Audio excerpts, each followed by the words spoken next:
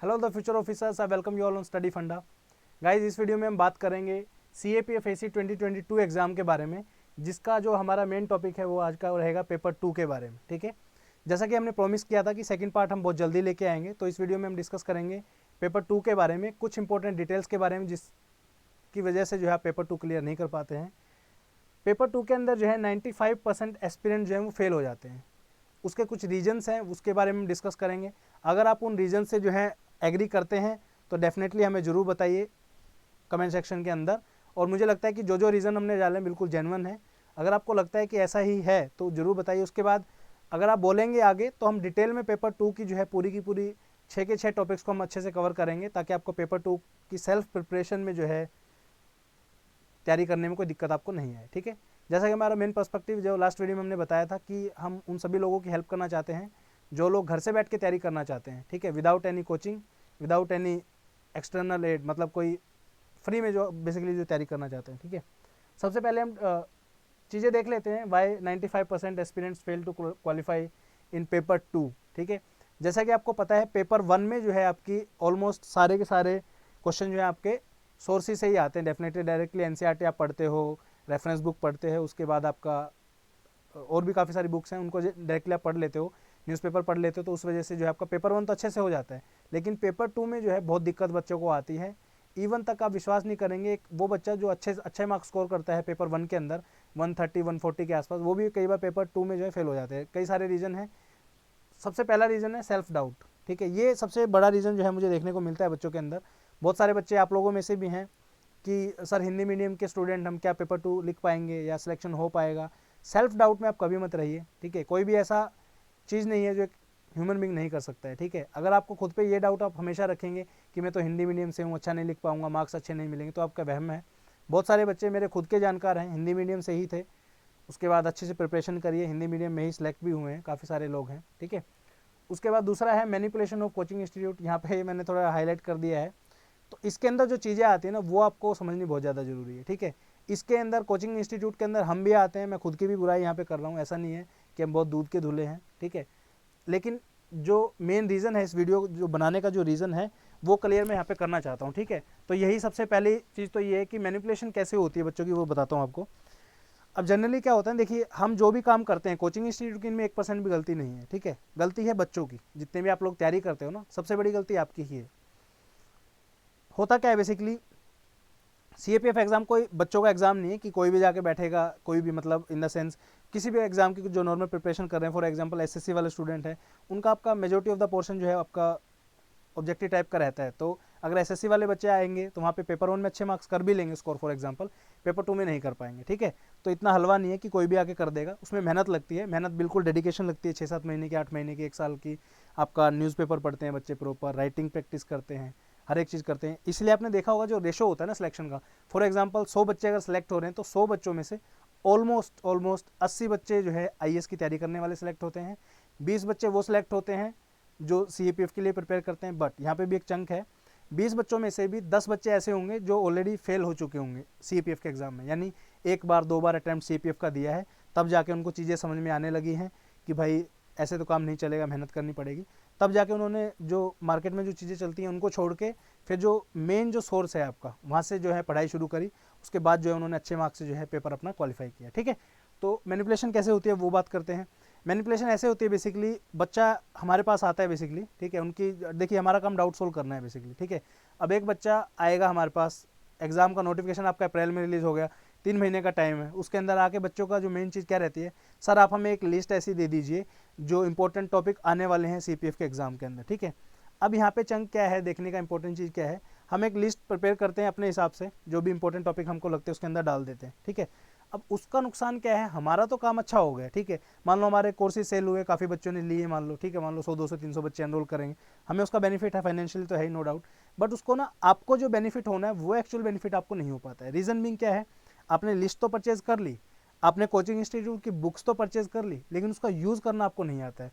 और कोई भी ऐसी बुक नहीं है, मैं गारंटी आपको दे रहा हूँ, क्लेम करते हैं कोचिंग इंस्टीट्यूट, हम भी क्लेम करते हैं मेरे इतने क्वेश्चन आगे उतने आगे, बट वो आपके लिए यूजफुल बिल्कुल नहीं है। रीज़न बीइंग, जब तक आप पेन उठा के खुद से प्रैक्टिस नहीं करेंगे राइटिंग की, आपका CAPF के अंदर सिलेक्शन नहीं हो सकता है। ये मेरा आपसे वादा है।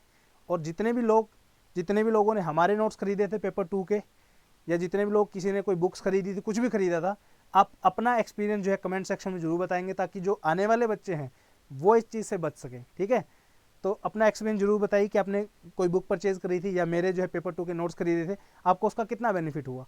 जिन लोगों ने राइटिंग प्रैक्टिस करी है पहले, उसके बाद उनको परचेज किया और फिर प्रैक्टिस करी दोबारा, उनको तो डेफिनेटली बेनिफिट हुआ होगा। लेकिन जिन्होंने डायरेक्टली जो है सीधा 40 टॉपिक परचेज कर लिए, उसके बाद उसमें लिख के कुछ देखा नहीं, एग्जाम में जाके बैठ गए, वहाँ पे पेपर ही कंप्लीट नहीं होता है बच्चों का। ठीक है, चलिए अगले उस पर बढ़ते हैं। प्रोक्रेस्टिनेशन, ये भी one of the major factor है आपका CAPF पेपर 2 के अंदर आप सेलेक्ट पास नहीं कर पाते हो।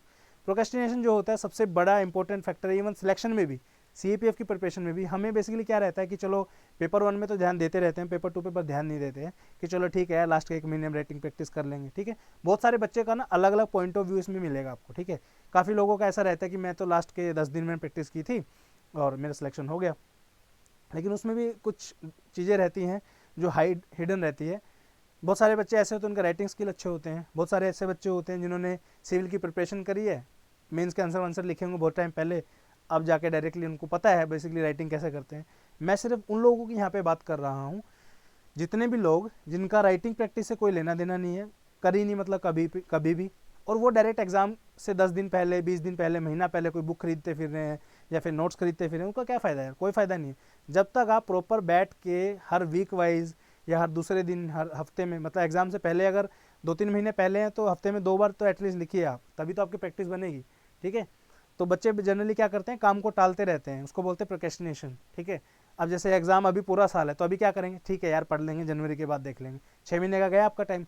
जनवरी जैसे ही आएगी तो उनको लगेगा ठीक है यार कर लेंगे, होली के बाद देख लेंगे, मार्च के बाद, फिर होली भी चली जाएगी, फिर उनको लगेगा चल नोटिफिकेशन तो आ लेने दे, उसके बाद कर देंगे, इतने पेपर 1 की कर लेते हैं। ठीक है, ऐसे लोग ना तो पेपर 1 की तैयारी करते हैं ढंग से, ना ही पेपर 2 की करते हैं। ठीक है, फिर वो क्या करेंगे, लास्ट में आके कोई बुक खरीद लेंगे मार्केट से पेपर 2 की, या फिर हमारे जैसों के कोई नोट्स खरीद लेगा। अल्टीमेटली बेनिफिट कोचिंग को ही होना, आपको नहीं होगा। ठीक है, तो ये होगा प्रोक्रेस्टिनेशन। चौथा है आपका point, know practice before exam. ये वही हम ऑलरेडी डिस्कस कर चुके हैं कि कोई प्रैक्टिस करेंगे नहीं। अब यहाँ पे जो है ना एक और यहाँ पे पॉइंट कोचिंग इंस्टीट्यूट का ही आता है। बहुत सारे कोचिंग इंस्टीट्यूट बोलते हैं, इवन तक हम भी बोलते हैं कि हमारे मटेरियल से फलानी चीज़ आ गई, ढिकड़ी आ गई, ये आ गया, वो आ गया। बट आप एक चीज़ को यहाँ पे समझिए। ठीक है, इस चीज़ में मैं अपनी तारीफ जरूर करूँगा यहाँ पे, क्योंकि हमारा वर्क प्रोसेस जो है वो थोड़ा सा डिफरेंट रहता है और इंस्टीट्यूट की वजह। ठीक है, जनरली क्या होता है, मार्केट में आपको काफ़ी इंस्टीट्यूट मिल जाएंगे, नाम नहीं लूँगा स्पेसिफिकली, कि आप हमारी टेस्ट सीरीज ज्वाइन करिए। ठीक है, टेस्ट सीरीज ज्वाइन करिए, जब भी आपको लिखने का मन करे आप लिख सकते हो, भेज सकते हो, आपके कॉपी चेक होके मिल जाएगी। मेरा ये पूछना है उन कोचिंग इंस्टीट्यूट के ओनर्स से, ठीक है, आप बच्चों से भी, मैं एक फ्रेशर बच्चा हूँ, मुझे कुछ नहीं आता राइटिंग के बारे में, पेपर 2 की मुझे कोई नॉलेज नहीं है, कोई फॉर्मेट की नॉलेज नहीं है, टेस्ट सीरीज मैंने ज्वाइन कर ली, 3000 4000 जितने की भी आप करते हो। ठीक है, मुझे सिर्फ एक जवाब ये दे दीजिए, उसमें आपको दे दिए कि चलो 2 ऐसे लिखने हैं, 2 रिपोर्ट लिखनी है, 2 आपके काउंटर आर्गूमेंट लिखने हैं। आपको सच में लगता है ऐसा कि एक बच्चा जो फ्रेशर है बिल्कुल, जिसको कभी पता ही नहीं कि लिखना कैसे है, वो आपकी टेस्ट सीरीज ज्वाइन करके उसको अल्टीमेटली बेनिफिट होगा? बोलते हैं कि प्रॉपर आपको फीडबैक देंगे। अबे भाई फीडबैक तो तब दोगे ना आप जब उस बच्चे को कुछ बेसिक्स पता होंगे, कुछ लिखना आता होगा। ठीक है, तो मेरा आप सभी लोगों से ये रिक्वेस्ट है, जितने भी वीडियो को देख रहे हैं, चाहे फ्रेशर्स हों चाहे रिपीटर्स हों, ठीक है, ये एक चीज़ हमने अच्छी करी थी कि हमने जो पिछले साल का जो कोर्स बनाया था 2021 के अंदर, उसमें हमने 10 टेस्ट आपके रखे थे। ठीक है, लेकिन 10 टेस्ट से पहले हमने क्या किया था, प्रॉपर वीडियो लेक्चर प्रोवाइड किए थे कि पेपर 2 में कितने आपके ऐसे आते हैं, कितने आपकी रिपोर्ट आती है, क्या क्या आता है, एससी के कंपोनेंट क्या क्या होने चाहिए। अब इस चीज़ में ना जो कोचिंग इंस्टीट्यूट उनका काम बढ़ता है बेसिकली, तो वो इस चीज़ को करना नहीं चाहते हैं, बट ये हमने किया था और इस साल भी हम करेंगे डेफिनेटली। तो जितने भी लोग पेपर 2 की तैयारी करें तो ये चीज़ आप अंडरस्टैंड करिए, कोई भी टेस्ट सीरीज ज्वाइन करने से पहले अपने आप को इतना कैपेबल बनाइए कि आप वो टेस्ट अच्छे से लिख सको, तभी तो आपको फीडबैक मिलेगा ना।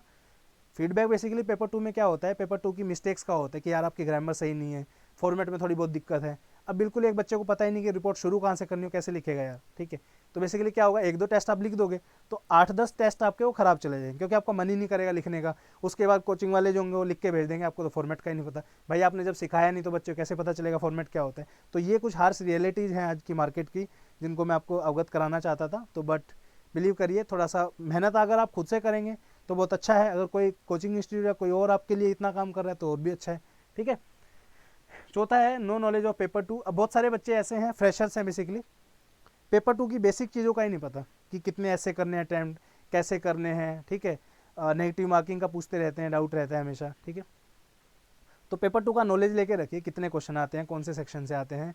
ऐसे आएगा तो किस तरीके का ऐसे आता है, ठीक है। उसके बाद रिपोर्ट आती है तो किस तरीके की रिपोर्ट आती है, क्या क्या चीज़ें हमें उसमें लिखनी होती हैं। तो ये सब चीज़ें जो हैं एक अच्छी जगह से आप पढ़िए, और कोशिश करेंगे हम भी अपनी तरफ से फ्री इनिशिएटिव के अंदर कि आपको बताएं। तब तक यार चैनल को ही सब्सक्राइब कर लो, एटलीस्ट आपको वीडियो तो फ्री मिल जाएंगी।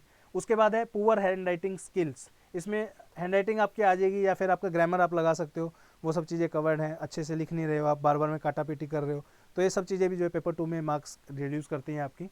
लैक ऑफ एनालिटिकल एबिलिटी, अब इसमें क्या है, कई बार ऐसा हो जाता है टॉपिक थोड़ा सा मुश्किल आ जाता है बट आप उसको अंडरस्टैंड नहीं कर पाते, कैसे क्या लिखना है। पुअर मैनेजमेंट स्किल आप बोल सकते हो कि टाइम मैनेजमेंट नहीं कर पाते। बहुत सारे बच्चे, बहुत मेजोरिटी ऑफ द कैंडिडेट्स ऐसे हैं जिनका पेपर ही पूरा नहीं होता है, ठीक है। वो क्या कहेंगे कि पेपर 1 तो बहुत अच्छा हो गया, 150 नंबर का हो गया। देखोगे आप मेरे कमेंट्स के अंदर ही मिल जाएगा आपको कि पेपर 1 में तो 150 नंबर आ रहे हैं, पर पेपर 2 में एक ऐसे छोड़ दिया, एक रिपोर्ट छोड़ दी। अब क्या होता है ना, छोड़ने में क्या होता है, आप डायरेक्टली ये लगाओ जितने नंबर का आपका आपने छोड़ा है ना उसका बहुत नुकसान है। फॉर एग्जांपल एक बच्चा है, मैं नॉर्मल बच्चा हूँ, मेरे साथ में मान लो कोई एक इंटेलिजेंट बच्चा है, ठीक है। मैंने पेपर किया अटैम्प्ट 200 मार्क्स का पूरा, ठीक है। मेरे साथ वाला बहुत एक्स्ट्रा ऑर्डिनरी लिखता है, ऐसे में भी मान लो उसके 20 में से 12 नंबर मिलते हैं, मुझे ये है कि भाई चलो 8 या 9 नंबर मिल जाएंगे, ठीक है। अब मैंने किया है पूरा पेपर 200 नंबर का, इस भाई ने किया मान लो 160 नंबर का, तो 40 नंबर से तो हो गया ना पीछे वो। तो 40 में से अगर एवरेज में अगर देखूंगा, अगर मुझे 15 नंबर भी मिलेंगे तो उससे काफ़ी एडवांटेज में मैं रहूँगा, ठीक है। तो पेपर आपका प्रायोरिटी क्या रहेगी, पहली कि आपको पेपर कंप्लीट करना है, ठीक है, किसी भी हालत में। और वो कैसे कंप्लीट होगा, जब तक आप पूरे फुल लेंथ टेस्ट आप प्रैक्टिस नहीं करोगे 3-4 एटलीस्ट एग्जाम से पहले, तब तक आप नहीं कर पाओगे। और ये एडमिट करो यार, जब हम अपनी गलती एडमिट करते हैं तो आप लोग भी करिए और कमेंट सेक्शन में बताइए कि ऐसा होता है या नहीं होता है, ठीक है। Last but not the least, no proper knowledge of the formats. इसमें क्या आता है बेसिकली, आपका जैसे ऐसे का भी एक फॉर्मेट है, अब कोई उसको पॉइंट वाइज लिख रहा है, ठीक है। रिपोर्ट है, प्रॉपर पता ही नहीं कि रिपोर्ट लिखनी कैसे है, क्या पूछा जाता है रिपोर्ट के अंदर, क्या इंपॉर्टेंट चीज़ें आपको उसमें डालनी है। कन्फ्यूजन रहता है कि लास्ट में कंक्लूजन लिखे या ना लिखें, ठीक है। उसके बाद आपका काउंटर आर्गूमेंट है, उसका भी नहीं पता है, प्रेशर राइटिंग का भी नहीं पता है ढंग से कि कैसे लिखने। तो फॉर्मेट्स का पता होना भी आपको बहुत ज़रूरी है। तो ये कुछ 8 पॉइंट थे आपके जो मेजर फेलियर्स का रीज़न है आपका पेपर 2 के अंदर। अब बात आती है पेपर 2 की प्रिपरेशन कैसे करेंगे, ठीक है। How to do it, how to start paper 2 practice, कैसे करेंगे पेपर 2 की प्रैक्टिस, ठीक है। जैसे कि आपको पता है 1 साल का टाइम आपके पास है, तो अभी देखते हैं कैसे क्या कर सकते हो। सबसे पहले तो आपका ये बहुत इंपॉर्टेंट स्टेप है, आपको पता होना चाहिए आपके पेपर में क्या आता है, ठीक है। बहुत सारे बच्चे उनको ये नहीं पता कि पेपर में क्या आता है, पूछते रहते हैं कमेंट सेक्शन में, अच्छा इतने नंबर कैसे, इतना वो है। सिंपल सा है, 6 क्वेश्चन आपके आएंगे इधर। सबसे पहले नंबर पे आपका आएगा ऐसे, इनका ऑर्डर थोड़ा बहुत चेंज हो सकता है बट चीज़ें यही हैं सारी, ठीक है। टोटल आपके ऐसे आएंगे 6 ऐसे आपके पूछे जाते हैं आपके एग्जाम के अंदर। 6 में से आपको जो है 4 ऐसे जो है करने हैं, ठीक है। 4 करने हैं, 20 नंबर का एक होता है आपका, तो 4 गुना 20 80 नंबर के आपके ऐसे हो गए आउट ऑफ 200, ठीक है। देन आपके एक आर्ग्यूमेंट आते हैं, काउंटर आर्ग्यूमेंट 2 आते हैं, 40 नंबर के हैं, 20-20 नंबर का एक।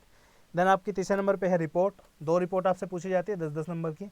देन आपका आता है प्रिसाइज, इसमें आपका एक प्रिसाइज आएगा 15 नंबर का आएगा। इसमें जो है आपको एक सेपरेट शीट दी जाती है, मतलब उसी के अंदर होती है, उसमें बॉक्स बने होते हैं, तो बॉक्स उसके अंदर लिखने। बेसिकली क्या होता है, एक मान लो 450 पेज 450 वर्ड का आपको एक पूरा कॉम्प्रीहेंशन टाइप से दे देंगे। फिर उसमें बोलेंगे आपको कि इसको कन्वर्ट करके ना ऐसी, इसको 1/3 में कन्वर्ट करिए, जिसका एसेंस जो है वही आना चाहिए जो इस पैराग्राफ का है बेसिकली, ठीक है।